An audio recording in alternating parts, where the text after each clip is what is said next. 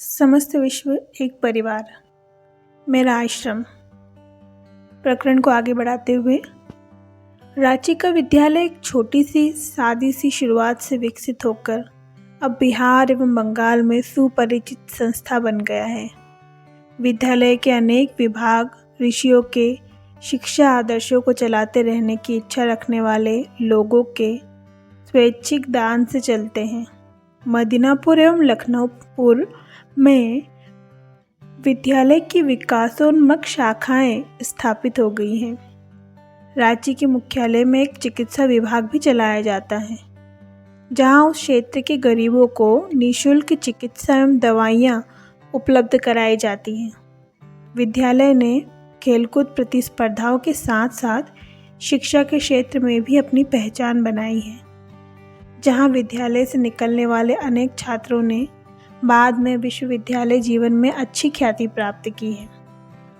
गत 3 दशकों में अनेक सुविख्यात पौवार्त्य और पाश्चात्य स्त्री पुरुषों ने रांची के विद्यालय को भेंट देकर उसका मान बढ़ाया है।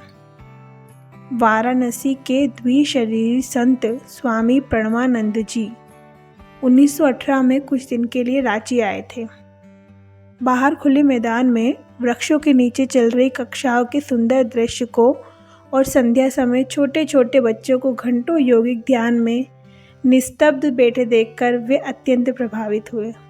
उन्होंने कहा, बच्चों की सही शिक्षा में पालन होता देखकर मुझे अत्यंत आनंद हो रहा है।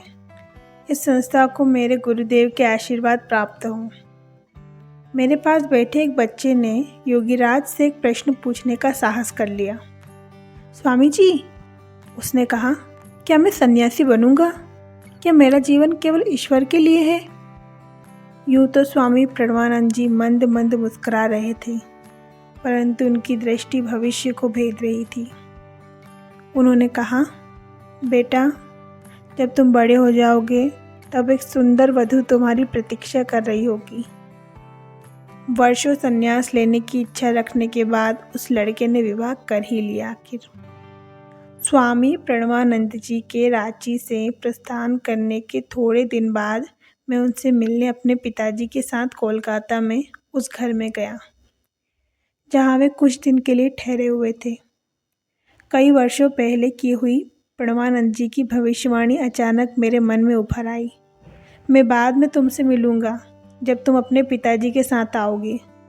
जैसे ही पिताजी ने स्वामी जी के कमरे में प्रवेश किया, उस महान योगी ने अपने आसन से उठकर मेरे पिताजी का प्रेम आदर के साथ आलिंगन किया। उन्होंने पिताजी से कहा, भगवती, तुम स्वयं अपने लिए क्या कर रहे हो? क्या तुम देखते नहीं तुम्हारा बेटा किस तेजी के साथ अनंत ईश्वर की ओर बढ़ रहा है? अपने पिता के समक्ष अपनी प्रशंसा सुनकर मैं शर्मा गया। स्वामी जी आगे कहते गए, तुम्हें याद है हमारे गुरु बार बार कहा करते थे, बनत बनत बन जाए। इसलिए क्रिया योग का अनवरत अभ्यास करते चलो और जल्दी से जल्दी भगवान के द्वार पर पहुंच जाओ। वाराणसी में उनके साथ मेरी पहली विस्मयकारी भेंट के समय इतने स्वस्थ और बलवान दिखते उनके शरीर पर अब वृद्धावस्था के स्पष्ट लक्षण प्रकट हो गए थे। तथापि शरीर अभी भी एकदम सीधा था। मैंने सीधे उनकी आंखों में आंखें डालते हुए पूछा, स्वामी जी, कृपया मुझे एक बात बताइए, क्या वृद्धावस्था का आप पर प्रभाव नहीं पड़ रहा? शरीर के दुर्बल होते जाने से क्या आपकी ईश्वरानुभूतियों में कोई कमी आ रही है? अत्यंत मधुर मुस्कान के साथ उन्होंने कहा, प्रियतम प्रभु अब मेरे और निकट आ गए हैं। उनके पूर्ण आत्मविश्वास ने मुझे विभोर कर दिया। वे कहते गए, मुझे अभी भी दोनों पेंशन मिल रही है, एक इन भगवती से, दूसरी ऊपर से। ऊपर की ओर उंगली उठाते हुए थोड़ी देर के लिए वे समाधि अवस्था में चले गए। उनके मुखमंडल पर दिव्य तेज झलकने लगा। मेरे प्रश्न का कितना सार्थक उत्तर। प्रणवानंद जी के कमरे में अनेक पौधे और बीजों के पैकेट देखकर मैंने उनके प्रयोजन के विषय में जिज्ञासा प्रकट की। उन्होंने बताया, मैंने काशी हमेशा के लिए छोड़ दी है और अब हिमालय की ओर जा रहा हूँ। वहाँ मैं अपने शिष्यों के लिए एक आश्रम खोलूँगा। इन बीजों से पालक और कुछ अन्य साग सब्जियां पैदा होंगी। मेरे प्रिय शिष्य पूर्ण सादगी के साथ रहेंगे और अपने समय को ईश्वर के साथ तादात्म्य बनाए रखने में बिताएंगे और किसी चीज़ की आवश्यकता ही नहीं है। पिताजी ने अपने गुरु भाई से पूछा कि वे फिर कब कोलकाता आएंगे। अब कभी नहीं, प्रणवानंद जी ने उत्तर दिया। इसी वर्ष के बारे में लाहिड़ी महाशय ने मुझे बताया था कि मैं सदा के लिए अपनी प्राण प्रिय काशी को छोड़कर हिमालय में जाकर देह त्याग करूंगा। उनके शब्दों को सुनकर मेरी आंखें छलछला उठी, परंतु स्वामी जी के चेहरे पर शांत मुस्कुराहट थी। देखते हुए मुझे ऐसा लग रहा था मानो जगत जननी की गोद में सुरक्षित बैठा स्वर्गलोक का कोई नन्हा शिशु हो। परम उच्च आध्यात्मिक शक्तियों पर अपना अधिकार बनाए रखने की महान योगियों की क्षमता पर वृद्धावस्था का कोई विपरीत प्रभाव नहीं पड़ता। वे जब चाहे अपने शरीर का कायाकल्प कर सकते हैं, परंतु फिर भी कभी कभी वे वार्धक्य की प्रक्रिया को रोकने की कोई चेष्टा नहीं करते, बल्कि फिर नए जन्म में कर्मों के बचे खुचे अवशेषों को भोगने की आवश्यकता को मिटा देने के लिए अपने वर्तमान शरीर को समय बचाने के एक साधन के रूप में प्रयुक्त करते हुए। इस घटना के कुछ महीनों बाद मेरी मुलाकात एक पुराने मित्र सनंदन से हो गई, जो प्रणवानंद जी का एक अंतरंग शिष्य था। मेरे पूज्य गुरुदेव चले गए, सिसकते हुए उसने मुझे बताया। ऋषिकेश के पास उन्होंने एक आश्रम बनाया और अत्यंत प्रेम के साथ हमें शिक्षा देते रहे।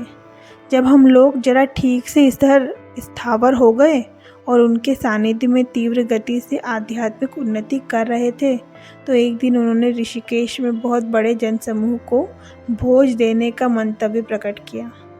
मैंने उनसे पूछा कि लोगों की इतनी बड़ी संख्या उन्हें किस लिए चाहिए। यह मेरा अंतिम उत्सव है, उन्होंने कहा। उनके शब्दों का पूरा अर्थ मेरी समझ में नहीं आया। प्रणवानंद जी ने बहुत बड़ी मात्रा में खाना बनाने में हम लोगों का हाथ बटाया। करीब 2000 लोगों को हमने खाना खिलाया। भोज के उपरांत एक ऊंचे मंच पर विराजमान होकर उन्होंने अनंत परमात्मा पर अत्यंत प्रेरक प्रवचन किया। मैं मंच पर उनके पास ही बैठा हुआ था। प्रवचन के अंत में उन्होंने लोगों की आंखों के सामने उन्होंने मेरी ओर मुड़कर असाधारण प्रबलता के साथ कहा, सनंदन, तैयार हो जाओ, मैं अब इस शरीर को छोड़ने वाला हूँ। थोड़ी देर अवाक रहने के बाद मैं जोर से चीख उठा, गुरुदेव, ऐसा मत कीजिए, कृपा करके ऐसा मत कीजिए, मत कीजिए। जनसमूह मेरे शब्दों पर आश्चर्य करता हुआ चुपचाप बैठा रहा। प्रणवानंद जी मेरी ओर देखकर मुस्कुराए, पर उनकी दृष्टि पहले ही अनंत में लग चुकी थी। उन्होंने कहा, स्वार्थी मत बनो, ना ही मेरे लिए शोक करो। मैंने लंबे समय तक खुशी के साथ तुम सबकी सेवा की है। अब तुम लोग खुशी के साथ मुझे विदा करो। मैं अपने विराट प्रेमी से मिलने जा रहा हूँ। फिर धीरे से उन्होंने कहा, मैं जल्दी ही फिर जन्म लूँगा। अनंत परमानंद में थोड़ा समय बिताने के बाद मैं इस लोक में वापस आऊँगा और बाबा जी के साथ मिल जाऊँगा। तुम्हें जल्दी ही पता चल जाएगा कि मेरी आत्मा ने कब और कहाँ नया जन्म लिया है। वे पुनः जोर से बोले, सनंदन, अब मैं दूसरी क्रिया के द्वारा शरीर छोड़ता हूँ। उन्होंने हमारे सामने बैठे जनसागर की ओर देखकर आशीर्वाद दिया। अपनी दृष्टि को दिव्य चक्षु की ओर मोड़कर वे निश्चल हो गए। विस्मय जनसमूह सोच ही रहा था कि वे समाधि में निमग्न हो गए हैं, परंतु वे हाड़ मांस के शरीर को छोड़कर अपनी आत्मा को अनंतता में विलीन कर भी चुके थे। शिष्यों ने पद्मासन में स्थित उनके शरीर का स्पर्श किया, पर अब वह उष्ण नहीं था। अब वहाँ केवल सख्त हुआ ढांचा रह गया था। उसमें वास करने वाला तो अमृत्य लोक में चला गया था। जब सनंदन ने अपना वृत्तांत पूरा किया तो मेरे मन में विचार आया, द्विशरीरी संत जितने जीवन में उतने ही मृत्यु में भी नाटकीय थे।